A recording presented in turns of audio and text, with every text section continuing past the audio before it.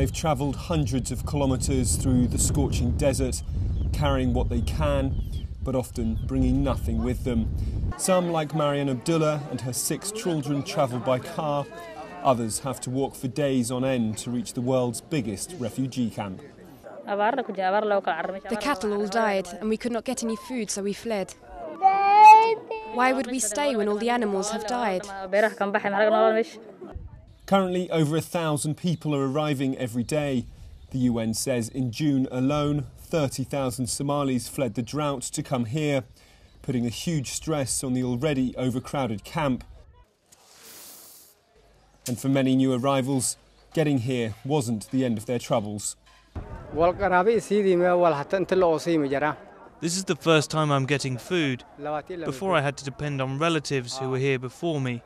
It took me 22 days to get here, and I've been here for 4 days. I was queuing for registration for 3 days. The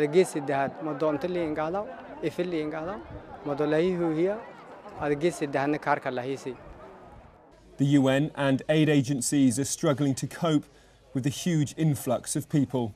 The most vulnerable do get treatment on arrival, such as these malnourished babies at the hospital run by the charity Medecins Sans Frontières. But many children don't make it this far, dying on the journey here.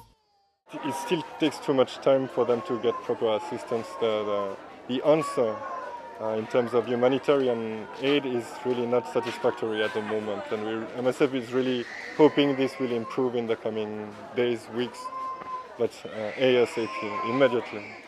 The UN has changed its food distribution programme in recent days to allow new arrivals to get some food and shelter. But many are forced to set up here, outside the camp's boundaries, where the nearest water point is several kilometres away. But at least there is some available for those who have fled the worst drought to affect the Horn of Africa for several decades.